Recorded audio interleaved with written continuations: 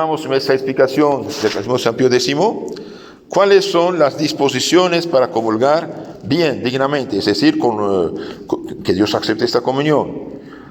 Produce siempre en nosotros sus maravillosos efectos la Divina Eucaristía. El sacramento de la Divina Eucaristía produce en nosotros sus maravillosos efectos cuando lo recibimos con las debidas disposiciones.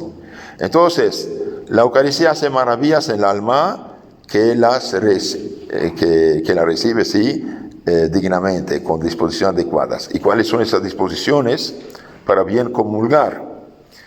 ¿Cuántas cosas son necesarias para hacer una buena comunión? ¿Cuántas cosas son necesarias para hacer una buena comunión? Bien, en la pregunta 660 del Catecismo de San Pío X dice esto: para hacer una buena comunión son necesarias 3 cosas. 1, estar en gracia de Dios, es decir, no tener ningún pecado grave no confesado. Estar en gracia de Dios. 2, guardar el ayuno debido. Normalmente son 3 horas antes de la comunión. En casos excepcionales menos, 1 hora. Pero es esto, guardar el ayuno eucarístico. 3, saber lo que se va a recibir y acercarse a comulgar con devoción, con respeto, bien vestidos y no como una desfile de moda, ¿no? ¿Qué quiere decir estar en gracia de Dios? Estar en gracia de Dios quiere decir tener la conciencia pura y limpia de todo pecado mortal. Ustedes saben, un pecado mortal es un pecado que separa de Dios, ¿ok? Fornicación, aborto, borrachera, homosexualismo, mentiras graves que causan problemas graves, borrachera, no ir a misa pudiendo ir a misa, consultar brujos, hechiceros, unión libre, adulterio, etc. Esos son pecados mortales, tienes que confesarte de comulgar, ¿sí? Pero una pequeña mentirilla, un pequeño enojo, un pequeño robo insignificante de nada, esto no es pecado mortal. Se borra por las oraciones que se hacen durante la misa y el arrepentimiento personal. ¿Qué debe hacer antes de comulgar el que sabe que está en pecado mortal? El que sabe que está en pecado mortal debe hacer una buena confesión antes de comulgar, pues no le basta para comulgar como conviene el acto de contrición perfecta sin la confesión. Entonces, el que está consciente que hizo pecado mortal debe confesarse antes de comulgar. ¿Qué dice San Pablo acerca de los que comulgan el pecado mortal? El que come, bebe el cuerpo del Señor indignamente, come, bebe su propia condenación. 1 Corintios 11, 27. Entonces, el que está en pecado grave y comulga, bien sí recibe los accidentes, pero no recibe la sustancia, no recibe realmente nada bueno, sino se intoxica. Sí, se intoxica, hace pecado gravísimo. Porque para poder comulgar no basta ni aún el acto de contrición perfecta si uno sabe que está en pecado mortal.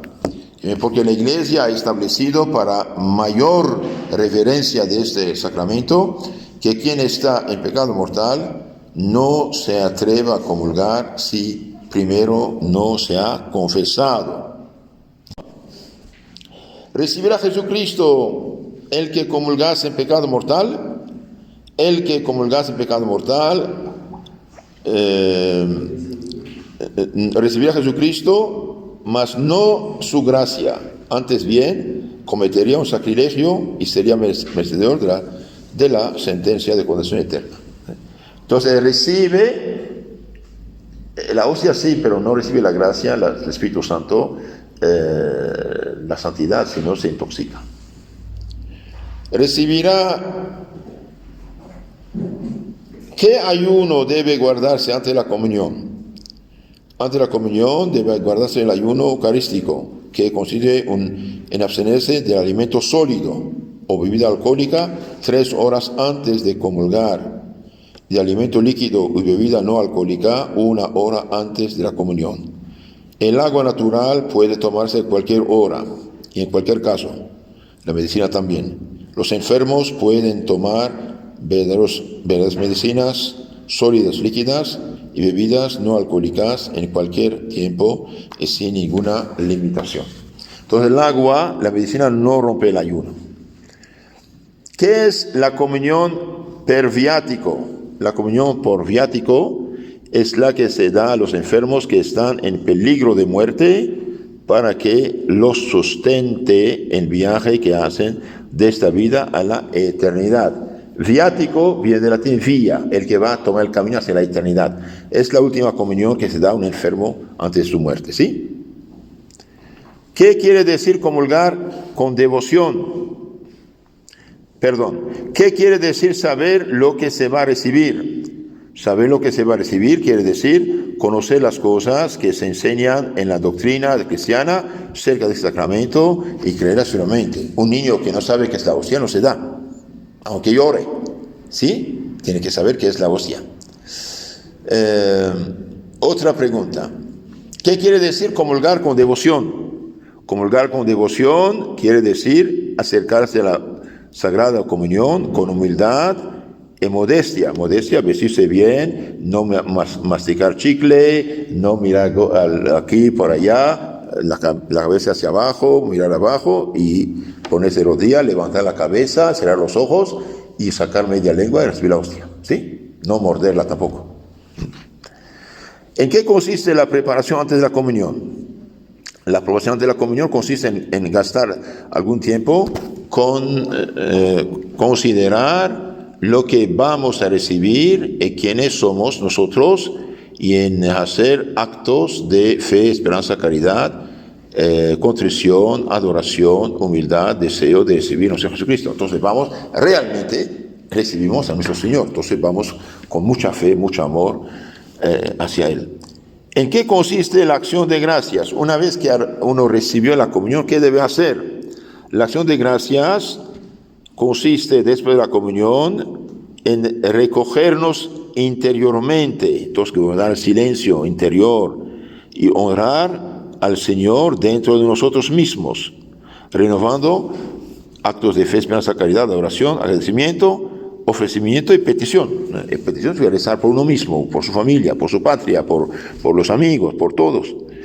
Sobre todo pedir aquellas gracias que son más necesarias para nosotros y para las personas de nuestra mayor obligación. Entonces pedir a nuestro Señor lo que necesitamos, rezar y pedir por nuestros familiares, amigos, patria, y por qué no por los pecadores. ¿Qué debe hacerse el día que se ha de comulgar? El día que ha de comulgar debe estar uno recogido en cuanto sea posible, ocuparse en obras de piedad, cumplir con mayor diligencia las obligaciones del propio Estado. ¿Cuánto tiempo permanece en nosotros Jesús después de la Sagrada Comunión? Después de la Sagrada Comunión permanece Jesús en nosotros con su gracia mientras no pecamos mortalmente y con su presencia real hasta que se consumen las especies sacramentales. Aquí hay dos cosas. El que comulga, mientras no ha digerido la hostia que recibió, tiene realmente cuerpo, sangre, alma y divinidad en su pecho. Entonces es bueno quedar un rato en la iglesia, hablar con el Señor hasta que digiera la hostia. Bien. ¿Cuánto tiempo permanece Jesús con su gracia en nuestra alma? Mientras no pecamos gravemente, aunque usted pasa 10 años, gracias a Dios, sin pecado grave, usted es amigo de Jesús, hijo de Jesús, de Dios, y tiene la gracia, el Espíritu Santo en tu alma. ¿Cuándo se va la gracia del alma? Cuando uno peca mortalmente, gravemente. ¿Y cómo se recupera? Con la confesión. Terminamos de la manera de comulgar. ¿Cómo hemos de estar en el acto de recibir la Sagrada Comunión? En el acto de recibir la Sagrada Comunión hemos de estar arrodillados, si la salud permite. Si usted es tan viejo y tiene la rodilla rota, no puede, quede como pueda, ¿sí? No hace bien. Bueno, ponerse de rodilla en lo normal, rodilla, tener la cabeza medianamente levantada, los ojos modestos, no fijarse así en el Padre, no tienes que ver, se puede cerrarlos mejor, y los ojos modestos y vueltos a la hostia, la boca suficientemente abierta y la lengua poco fuera de los labios para que el Padre ponga la hostia. Y dice que el cuerpo de nuestro Jesucristo guarde tu alma para la vida eterna. Amén. Él mismo dice amén y hace una oración para ti. ¿Cómo hay que tener la bandeja de la comunión? La bandeja de la comunión hay que tenerla de manera que recoja la hostia si por ventura viniese a caer o algo cae. Por eso ponen debajo de la boca una patena. A veces, por ejemplo, no hay acólito. Entonces el Padre pasa la patena uno a otro. Entonces usted la toma, la baja su mentón para que si algo pasa caiga dentro y lo pasa derecho sin moverla al siguiente. ¿Qué hay que hacer si la hostia se pega al paladar? Si la hostia sagrada se pega al paladar, ha de despegarse con la lengua y jamás con los dedos. Con la lengua uno ha de despegar. Del otro punto, pregunta 647. Del precepto de la comunión, ¿cuándo hay obligación de comulgar? Hay obligación de comulgar todos los años en tiempo de Pascua o de resurrección, ¿sí? Y además en peligro de muerte, para tener tanta fuerza, porque en el momento de la muerte el diablo hace último esfuerzo para llevar el pecado. ¿A qué edad empieza la obligación de recibir la comunión pascual? El precepto de la comunión pascual empieza a obligar a la edad de discreción, esto es más o menos cuando hay uso de razón por los 7, 8 años. ¿Sí? Cuando un niño diferencia el pan eucarístico del pan normal, puede comulgar y tiene que comulgar. Es bueno y provechoso, ¿pecan los que siendo por la edad capaces de ser admitidos a la comunión y no comulgan? Sí, pecan los que siendo por la edad capaces de ser admitidos a la comunión y no comulgan, o porque no quieren, o porque no están instruidos por su culpa, no va al catecismo, y sus papás no hacen esfuerzo, ahí pecan también.